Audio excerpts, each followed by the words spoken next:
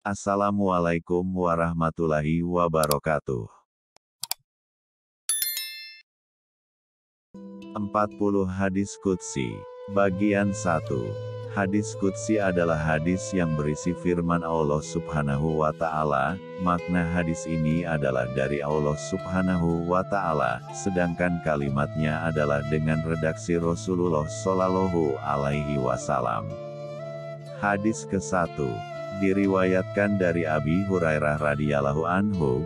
Dia berkata, telah bersabda Rasulullah Shallallahu Alaihi Wasallam, ketika Allah menetapkan penciptaan makhluk, Dia menuliskan dalam kitabnya ketetapan untuk dirinya sendiri. Sesungguhnya rahmatku, kasih sayangku, mengalahkan murkaku. Diriwayatkan oleh Muslim, begitu juga oleh Al-Bukhari, An-Nasai dan Ibnu Majah. Hadis kedua diriwayatkan dari Abi Hurairah radhiyallahu anhu, bahwasanya Nabi Shallallahu Alaihi Wasallam bersabda, telah berfirman Allah Ta'ala, Ibnu Adam, anak keturunan Adam, umat manusia telah mendustakanku. Dan mereka tidak berhak untuk itu, dan mereka mencelaku padahal mereka tidak berhak untuk itu.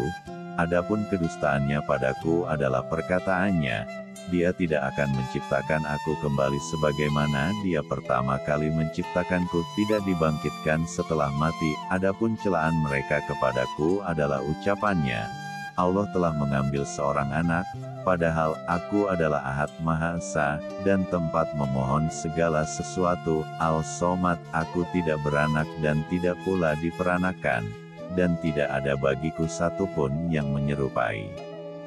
Diriwayatkan oleh Al-Bukhari dan begitu juga oleh An-Nasai. Hadis ketiga diriwayatkan dari Zaid bin Khalid Al-Juni radhiyallahu anhu. Beliau berkata, Rasulullah Shallallahu Alaihi Wasallam memimpin kami salat subuh di Hudaibiyah, di atas bekas hujan yang turun malamnya. Tatkala telah selesai, Nabi Shallallahu Alaihi Wasallam menghadap kepada manusia, jamaah para sahabat, kemudian beliau bersabda, tahukah kalian apa yang telah difirmankan Tuhan kalian? Para sahabat berkata, Allah dan Rasul-Nya lebih mengetahui. Rasulullah bersabda, Allah Subhanahu wa Ta'ala berfirman, pagi ini ada sebagian hambaku yang beriman kepadaku dan ada yang kafir. Adapun orang yang mengatakan, kami telah dikaruniai hujan sebab keutamaan Allah, fadlilah Allah, dan kasih sayangnya, rahmatnya, maka mereka itulah yang beriman kepadaku dan kafir kepada bintang-bintang. Dan adapun yang berkata, kami telah dikaruniai hujan sebab bintang ini dan bintang itu, maka mereka itulah yang kafir kepadaku dan beriman kepada bintang-bintang. Diriwayatkan oleh Al-Bukhari dan begitu juga oleh An-Nasai. Hadis keempat diriwayatkan dari Abi Hurairah radhiyallahu anhu. Beliau berkata, telah bersabda Rasulullah Shallallahu Alaihi Wasallam, Allah telah berfirman, anak Adam umat manusia, mengecam waktu, dan aku adalah pemilik waktu, dalam kekuasaanku malam dan siang. Diriwayatkan oleh Al-Bukhari dan begitu juga Muslim. Hadis kelima diriwayatkan dari Abi Hurairah radhiyallahu anhu. Beliau berkata, telah bersabda Rasulullah Shallallahu Alaihi Wasallam, telah berfirman Allah Tabaraka wa Ta'ala, yang maha suci dan maha luhur, aku adalah zat yang maha mandiri, yang paling tidak membutuhkan sekutu. Barang siapa beramal sebuah amal menyekutukan aku dalam amalan itu, maka aku meninggalkannya dan sekutunya. Diriwayatkan oleh Muslim dan begitu juga oleh Ibnu Majah. Hadis ke-6 diriwayatkan dari Abi Hurairah radhiyallahu anhu.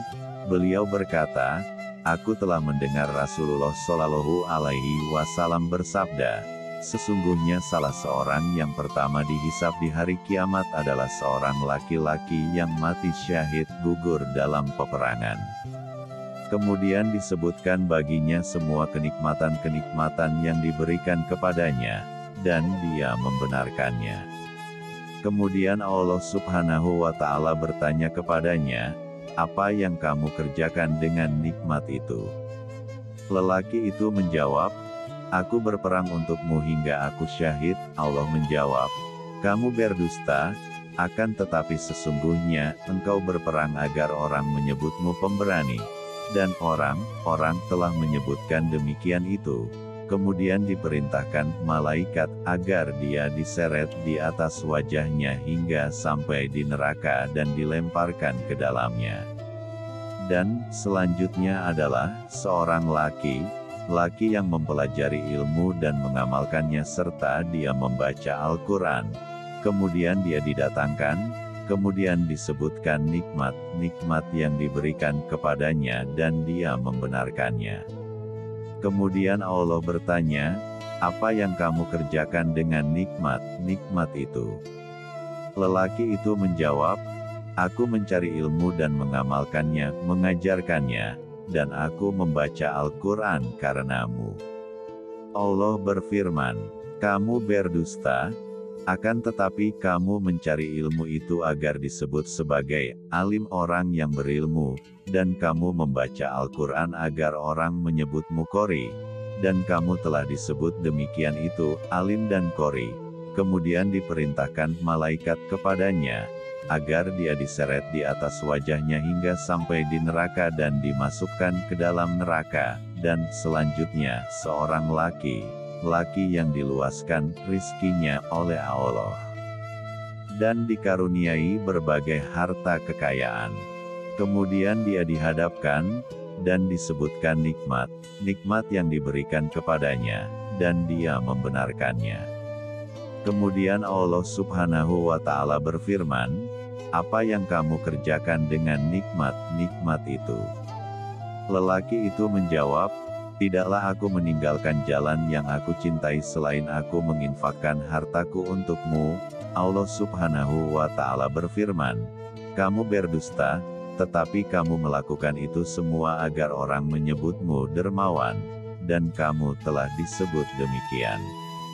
Kemudian diperangkan malaikat kepadanya, agar dia diseret di atas wajahnya, hingga sampai di neraka dan dimasukkan ke dalam neraka. Hadis riwayat Muslim dan begitu juga At-Tirmidzi dan An-Nasai. Hadis ketujuh, diriwayatkan dari Uqbah bin Amir radhiyallahu anhu, beliau berkata, aku mendengar Rasulullah Shallallahu alaihi wasallam bersabda, Tuhanmu bangga terhadap seorang pengembala kambing, yang berada di atas gunung bukit. Dia mengumandangkan azan untuk sholat dan mengerjakan sholat, kemudian Allah Azza wa Jalla, yang maha perkasa dan maha luhur, berfirman, lihatlah hambaku ini, dia mengumandangkan azan dan menegakkan sholat iqomat karena takut kepadaku, maka sesungguhnya aku telah mengampuni hambaku ini, dan aku akan memasukkannya ke dalam surga, diriwayatkan oleh An-Nasai dengan sanad yang sahih. Hadis ke-8, diriwayatkan dari Abi Hurairah radhiyallahu anhu bahwasanya Nabi Shallallahu alaihi wasallam bersabda, barang siapa mengerjakan sholat dengan tanpa membaca di dalam sholatnya umum Al-Quran, surah Al-Fatihah, maka sholatnya kurang. Diucapkan beliau 3 kali, sebagai penegasan tidak sempurnalah sholatnya.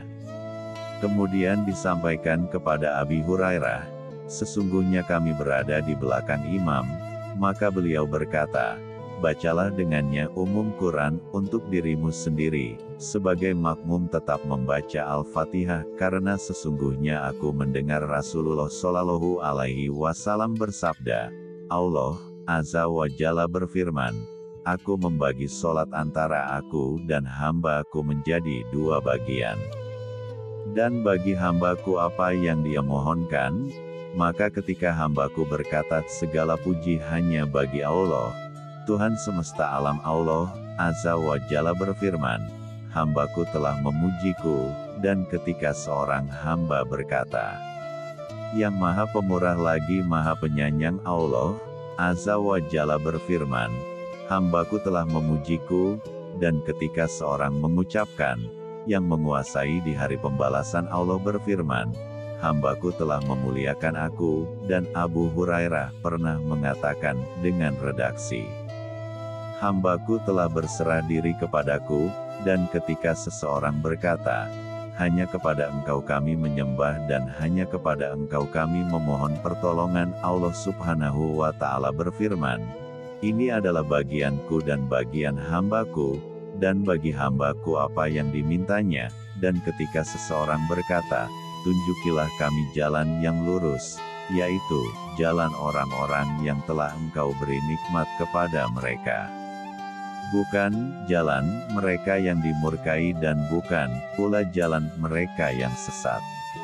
Allah Subhanahu wa Ta'ala berfirman, ini adalah bagi hambaku, dan bagi hambaku apa yang dia pinta, diriwayatkan oleh Imam Muslim, dan begitu juga oleh Imam Malik, Imam Tirmidzi, dan Imam Abu Dawud, Imam Nasai dan Imam Ibnu Majah.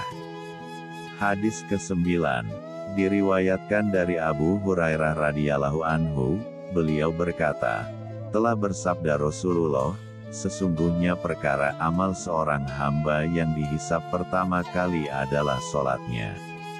Seandainya sholatnya baik, maka benar-benar paling beruntung dan paling sukses, dan seandainya sholatnya buruk, maka dia benar-benar akan kecewa dan merugi.